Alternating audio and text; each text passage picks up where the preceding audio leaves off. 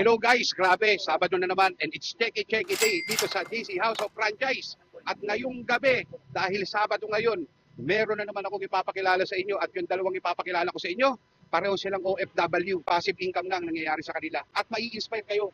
Alam nyo kung bakit? Kasi yung dalawa na to, naka-sports car na ngayon. At yung isa, mansyon na ang bahay. Ang lupit. Tara guys, ipapakilala ko na kayo. Get ready. Tara guys. Yung una kong ipapakilala sa inyo, from Saudi Arabia.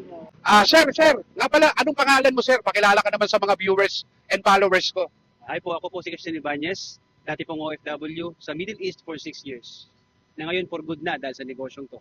Kanina, alam mo, nagulat ako kasi nakita kita. Ikaw ba yung bumaba dyan sa pula ng sasakyan? Oo, ako. Okay, sir.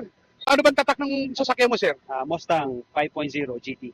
Ilang taon mo na pong ginagawa ang wholesaling and dropshipping business? Probably 6 years na. 6 years na. Sir, mahirap ba ang buhay OFW? Sobrang hirap. If ever ba na OFW ka, sa palagay mo ba sir, yung kinikita mo ngayon at kung saan ka ba nakatira ngayon at yung sasakyan mo, possible ba na makuha mo kung OFW ka? 6 years ako sa Middle East, ni isang gulong di ako nakabili. Dito sa wholesaling business, 6 years din ako. Pero naka-sports car ako ngayon. Grabe.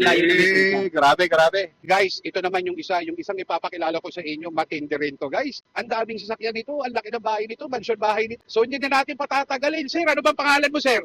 Ay, mga Toots Damasco. Sir Toots, OFW ka, di ba? Saan Yes. ka? Saan bansa ka nagtrabaho before? Ayan, 3 years ako sa Taiwan. Sir Toots Damasco, mahirap ba ang buhay isang OFW? Siyempre, napakahirap, ang hirap. Kasi unang-una, homesick, no? Malayo ka sa pamilya mo. At mabigat ang trabaho, lalo sa amin sa Taiwan. Factory worker ako dati doon. Buti na lang. At nandito tayo ngayon sa JC. Dumaan pa sa isipan mo na magkakaroon ka ng maraming sasakyan? At gaya nito, kanina nakita ko, ikaw yung bumaba sa pink na sasakyan eh. Sir, ito sir, di ba? Sa'yo ba ito sir? Yeah! Actually, ni sa panaginip, hindi ko lubos maisip na magkakaroon ako ng mga sasakyan. Itong kulay pink na to sa asawa ko to. Kasi meron pa kaming mga ibang mga sasakyan din. Bukod dito, meron akong Camaro, meron akong Jaguar. Ngayon, ang dala ko kasi naka-Fortuner ako. Itong asawa ko, naka-86. Yun yung mga sasakyan na meron kami. Sir Toots, balita ako doon sa lugar mo, sa village nyo, kayo yung may bahay na malaki na kulay pink. Sir Oo. Toots, okay lang ba? Konting bulong lang natin. Magkano ba yung bili mo doon sa bahay mo, sir? Actually, yung bahay ko, bili ko 20 million, 20 M yun. Kulay pink siya kasi yung asawa ko, obvious, mahilig sa pink. Ayan. Hello Kitty, hello Kitty. Ay, Lucky. Okay guys, so magkakaroon tayo ng sports car tour at para ma-inspire po kayo yung mga nanonood ngayon, lalo na yung mga OFW, tsaka yung mga nangangarap na magkaroon ng pagbabago sa buhay nila, gusto rin kumita, no? Lalo na yung mga former OFW, kagaya nila, kumikita na ngayon. So inspire namin kayo para makita niyo yung mga sasakyan dito na kung saan mga ordinaryong tao noon pero na-awardan na po ng mga sasakyan at dito po sa JC House of Franchise nakukuha po ito libre. Wow. Okay sir, itur naman natin sila sir. Ano bang sasakyan to sir? Ito, Mustang to. Ang may-ari nito, magaling din sa negosyo natin. Yes, eto sir, grabe no? Pogi may-ari nito. Ayun. Sobrang galing din sa negosyo Oh, natin. ito yung kotse ni Sir Christian Ibanez at ito naman, Uy, mami, yan kay GM Toots, yan yung wife Ito po yung niya. May tatanong lang ako. Ma'am, bakit bang hilig mo sa pink na sasakyan? Siyempre, favorite ko. At saka lahat. Mula taas hanggang baba.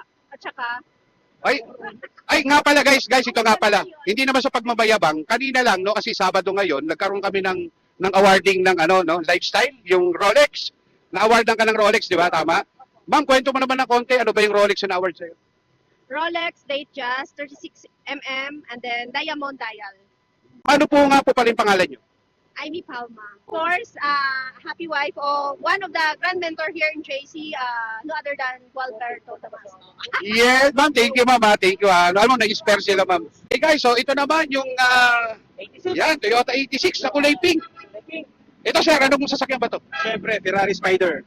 Ferrari Spider. Sir, bigyan mo nga ng konting tip yung mga nanonood. Masarap ba sumakay sa ganito sasakyan? Well, sobrang sarap. Sobrang sarap. And kung ako sa inyo, siguro, huwag niyo na lang gawin tong dropshipping kasi baka magkaroon pa kayo ng sports car eh. Kaya, ayun, kung nakita niyo itong opportunity to, pasan niyo lang. Huwag na lang.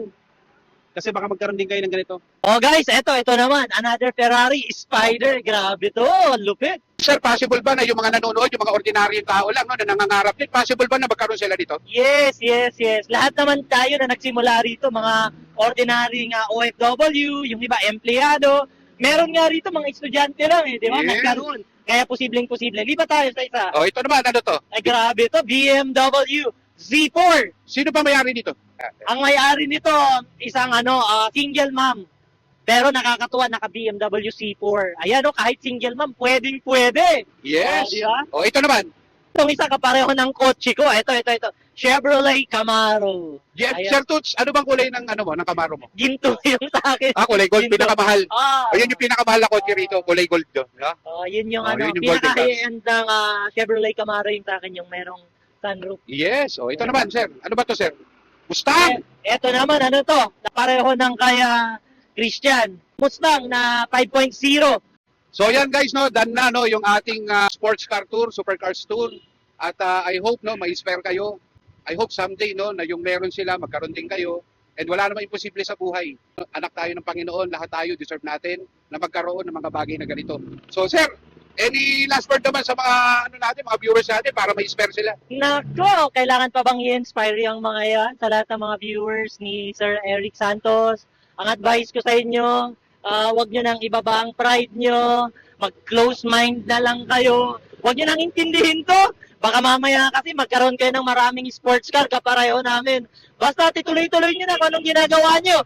Basta kami rito, ay parami mga kotse namin dito. Sir Christian, ikaw naman, inspire mo naman yung mga nanonood sa atin. Inspired? Wag na siguro, kasi baka maranasan niyo pa itong buhay na napakasarap ng buhay namin dito sa dropshipping eh. Continue nyo lang yung ginagawa nyo, wag na kayong, makontento na lang kayo sa sinasahod nyo. Okay lang, problema ka ng mga babayarin mo every month. Okay na yun. And nga pala, sa mga interesado, huwag kayong mahiya. Kontakin nyo lang ako sa Facebook, ako mismo mag-guide sa inyo. See you in my inbox. Guys, sa lahat ng mga nakapanood ng video to at sa lahat ng mga interesado, alam nyo na kung anong gagawin nyo ha. Sa lahat ng interesado lang, i-message nyo ako at ako mismo mag-guide sa'yo. Tuturuan ko kayo kung paano magkaroon din ng sports car kapareho namin. Kita-kita tayo. So yan guys, yan solve na naman kayo sa mga napanood yun, inspire na naman kayo. Kapag ka-interesado kayo at gusto nyo matulungan ko kayo dito sa negosyo, sa wholesaling and dropshipping business, message nyo lang ako at ako mismo ang mag-guide sa inyo.